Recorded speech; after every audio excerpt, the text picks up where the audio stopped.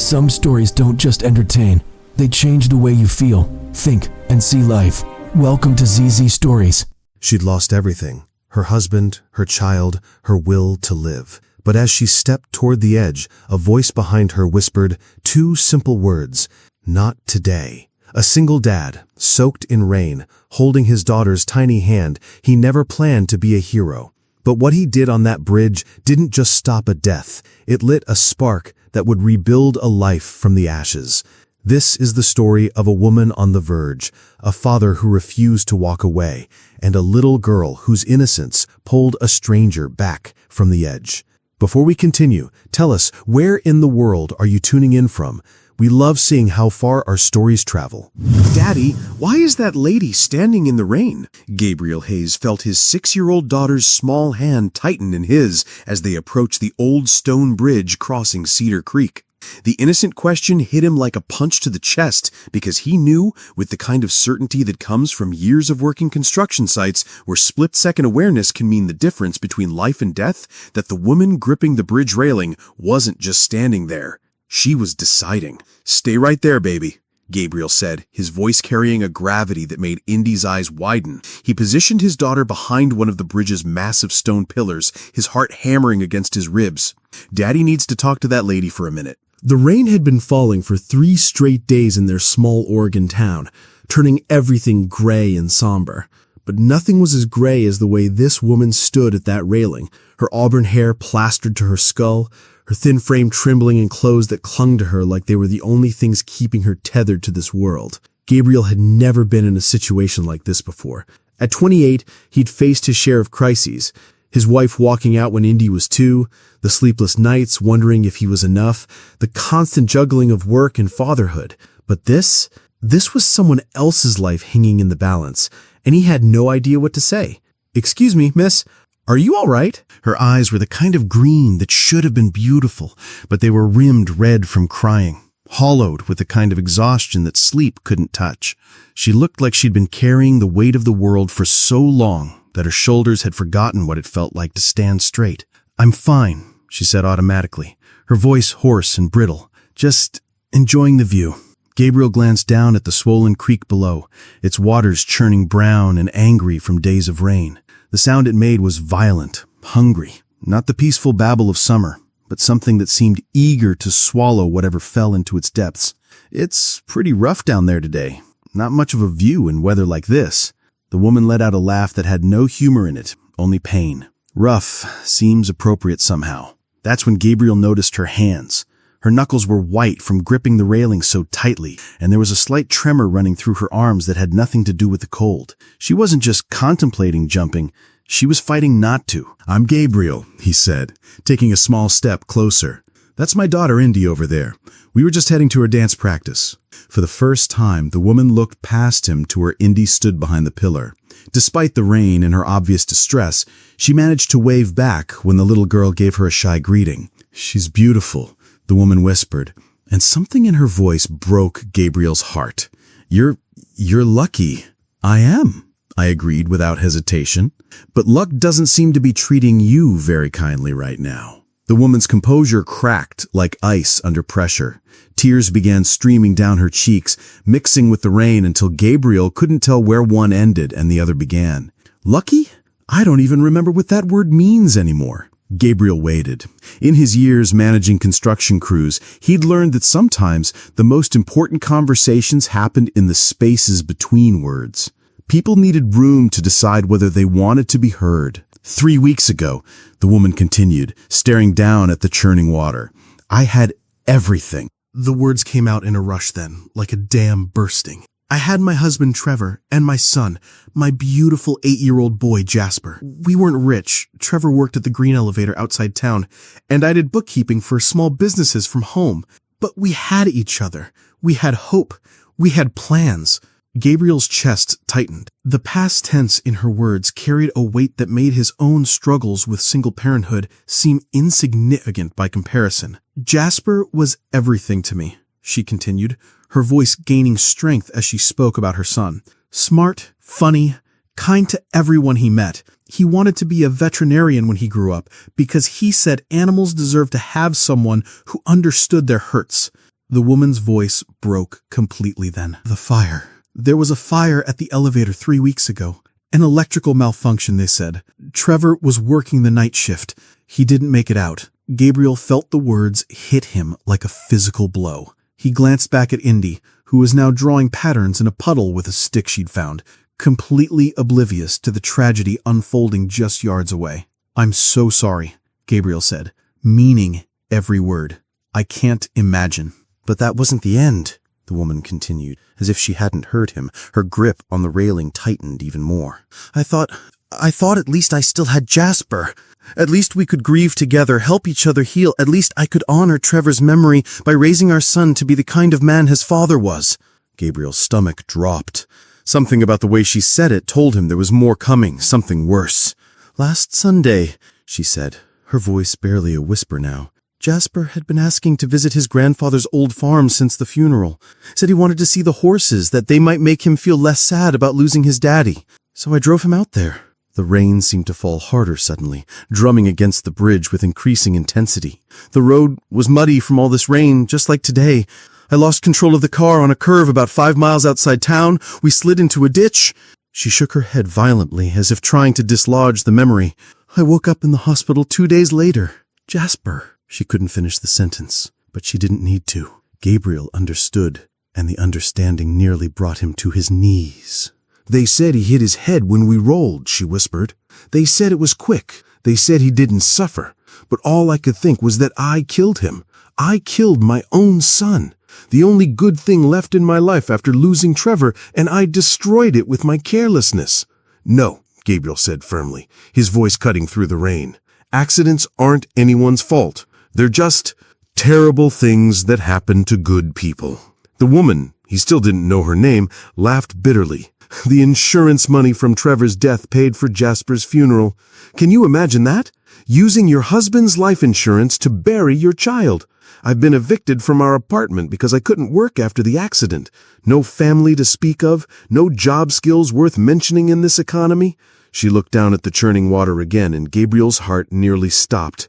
"I spent the last of my money on a bus ticket back to town yesterday, thinking maybe I could start over somehow. But I've been walking around for 2 days now, and I realize there's nowhere to start from. There's nothing left of the person I used to be. They say drowning is peaceful once you stop fighting it," she added, so quietly Gabriel almost missed it. That's when Indy's voice cut through the rain like a lifeline. "Daddy?" His daughter's small voice carried a concern that seemed far too mature for her 6 years. "Is the lady sad? She looks like how I felt when my goldfish went to heaven." Gabriel's heart lurched. In all his focus on the woman's crisis, he'd forgotten that his daughter was watching this unfold. But Indy's innocent observation seemed to reach something in the woman that Gabriel's words hadn't touched. The woman turned toward Indy, and for the first time since Gabriel had approached her, something resembling warmth flickered in her eyes. "Yes, sweetheart," she called back, her voice gentler now. "The lady is very, very sad. My daddy always says that when we're sad, we need hugs and hot chocolate, and maybe some of Grammy's cookies if we have them. Despite everything, the rain, the bridge, the thoughts of ending it all, the woman smiled. It was small and fragile, but it was genuine. Your daddy sounds very wise."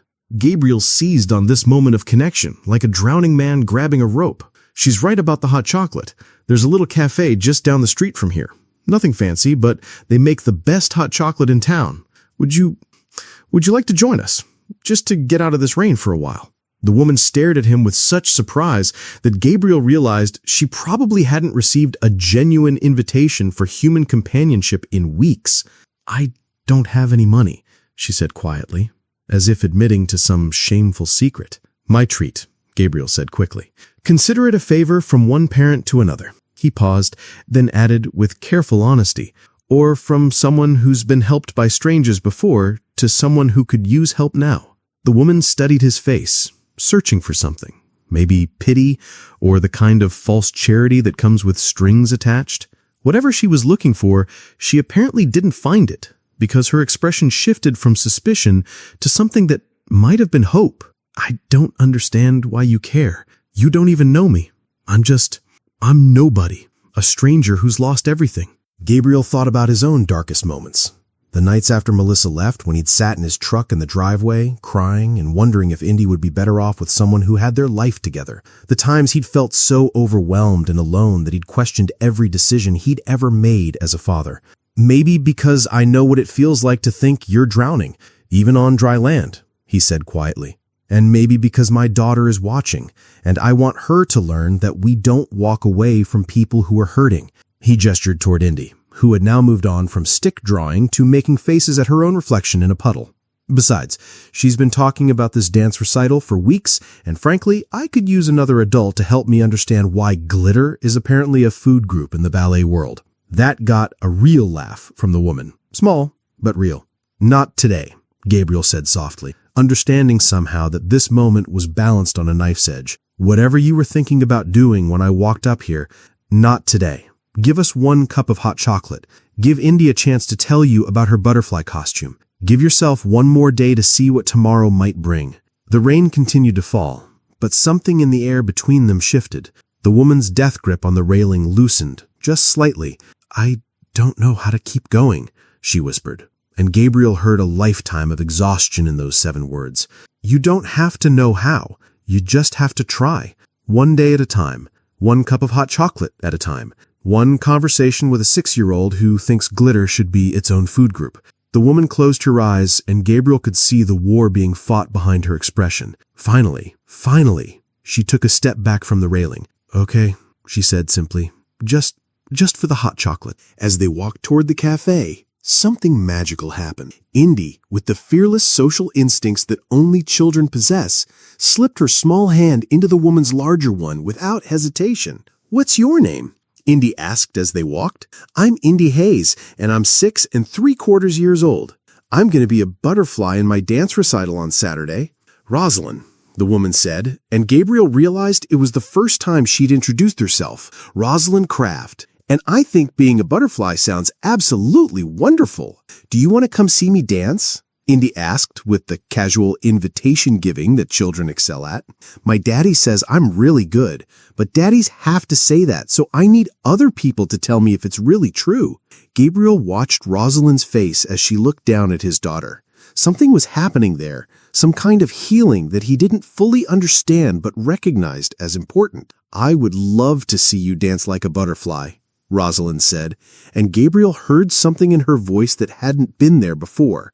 Not quite hope yet, but maybe the distant possibility of hope. The cafe Gabriel had mentioned was a small place called Mabel's, run by an elderly couple who'd been serving coffee and comfort food to Cedar Falls residents for 30 years. The bell above the door chimed as they entered, and Gabriel felt a wave of warmth wash over him, not just from the heating, but from the way Mabel herself looked up from behind the counter and smiled. "Gabriel Hayes and Miss Indy," Mabel called out. "You two are soaked through. Get yourselves over here by the heater." "Thanks, Mabel," Gabriel said, guiding Rosalind and Indy toward a corner booth near the large window. "We'd like 3 hot chocolates and maybe some of those cookies if you've got 'em.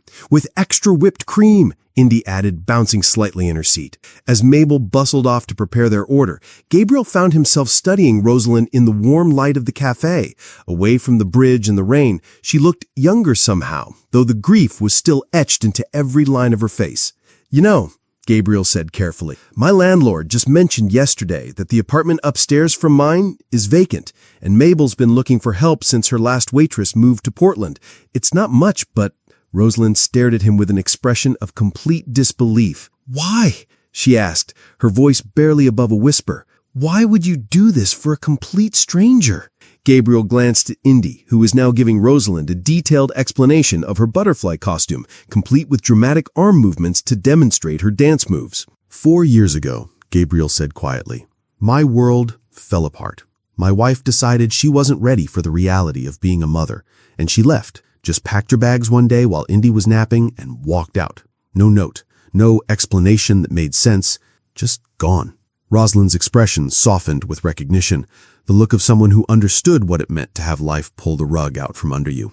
I was a mess, Gabriel continued, working construction during the day, trying to figure out single parenthood at night. One evening, I was at the grocery store with Indy, trying to figure out how to buy diapers with food stamps, because pride doesn't keep your kid clean, you know. He smiled at the memory, though it had been anything but funny at the time.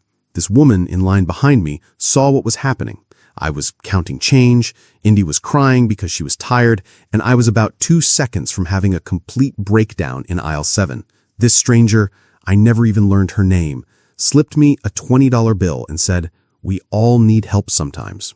Gabriel looked directly at Rosalind. I never got the chance to pay her back, but maybe this is how it works. Maybe we don't pay back the person who helped us. Maybe we pay it forward to the next person who needs it. Rosalind was quiet for a long moment, watching Indy demonstrate a particularly elaborate butterfly spin. "I killed my own child," she said suddenly, her voice flat. "How do you come back from that?" "You didn't kill anyone," Gabriel said firmly. "You were in an accident, a terrible, heartbreaking accident that took away the most precious thing in your life. But you didn't kill your son any more than your husband killed himself by going to work that night." Tears started flowing again, but these seemed different somehow. Not the desperate tears of someone ready to give up, but the cleansing tears of someone finally allowing themselves to grieve. "Jasper would have wanted you to keep going," Gabriel continued gently. "Kids, they love so purely, so completely. He wouldn't want you to stop living because of something that wasn't your fault." "But what if I can't?" Rosalind whispered. "What if I'm too broken?" That's when Indy looked up from her hot chocolate, which had given her an impressive whipped cream mustache. "My daddy was really sad when Mommy went away," she said with the brutal honesty that children specialize in. "He used to cry at night when he thought I was sleeping, but then he learned how to make pancakes shaped like butterflies, and now we're happy most of the time."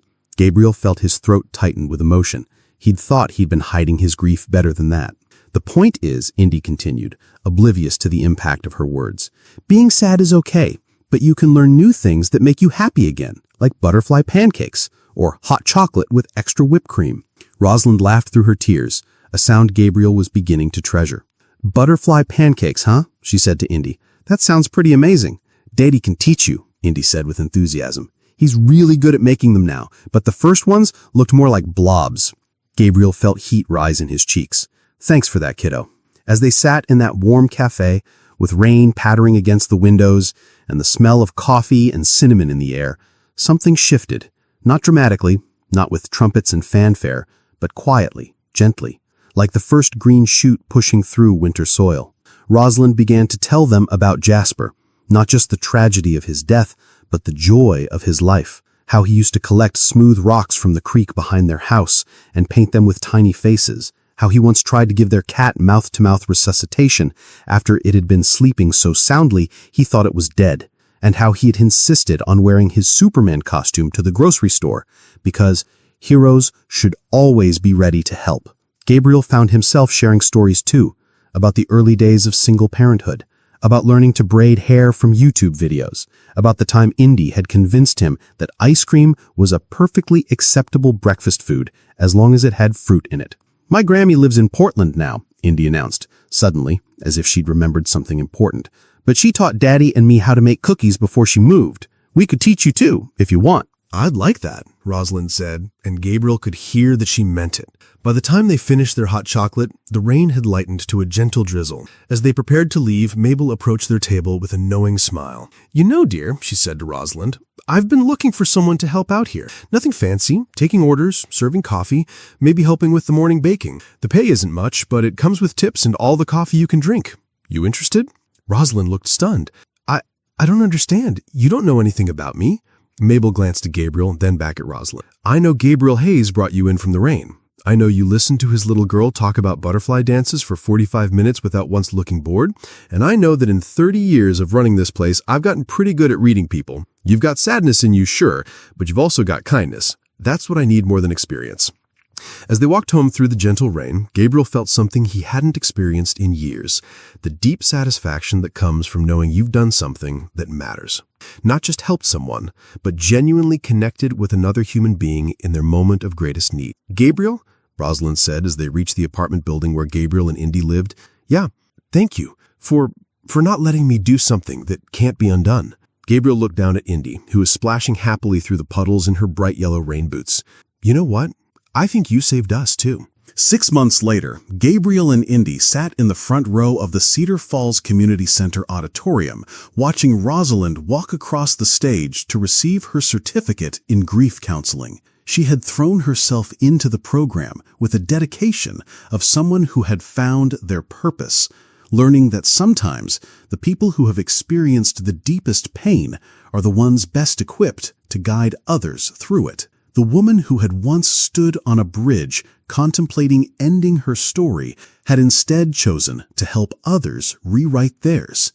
She worked part-time at Mabel's Cafe and part-time at the new grief counseling center that had opened downtown, and while she would always carry the memory of Trevor and Jasper, she had learned that love doesn't end with death. It transforms into something that can reach across the darkness to pull others into the light. As for Gabriel, he had learned something profound about the nature of saving and being saved. In teaching Indy that we don't walk away from people who are hurting, he had also taught himself that healing often happens in the space between reaching out and being reached for. The bridge still stands in Cedar Falls, and people still cross it daily on their way to work, to school, to the ordinary business of living. But now, when Rosalind passes it each morning on her way to the counseling center, she doesn't remember the despair that brought her there. Instead, she remembers the moment when a single father and his little girl reminded her that every ending is also a beginning if we're brave enough to turn the page. And sometimes, on rainy days like the one when they first met, she stops on that bridge and looks down at the water below, not with thoughts of ending, but with gratitude for the moment when 3 simple words, "Not today," became the first words of the rest of her life. Because that's the thing about hope. It doesn't always arrive with fanfare and bright lights. Sometimes it comes quietly, wearing work boots and holding the hand of a 6-year-old who believes that butterfly pancakes can fix anything. Sometimes it arrives exactly when we need it most, in the form of a stranger who refuses to walk away. If this story touched your heart, I want you to remember something. You have the power to be someone's Gabriel. You have the ability to say, "Not today," to despair, to offer hope to someone who has forgotten what it looks like. It doesn't require grand gestures or perfect words. Sometimes it just requires showing up, staying present, and refusing to let someone face their darkness alone. Have you ever been in a situation where you had to choose between walking away and reaching out? I'd love to hear your story in the comments below. And if this video reminded you that there's still good in the world, please share it with someone who might need that reminder today. Don't forget to subscribe to Everbell's Stories for more tales of hope, humanity, and the incredible power we all have to change each other's lives, one small act of courage at a time.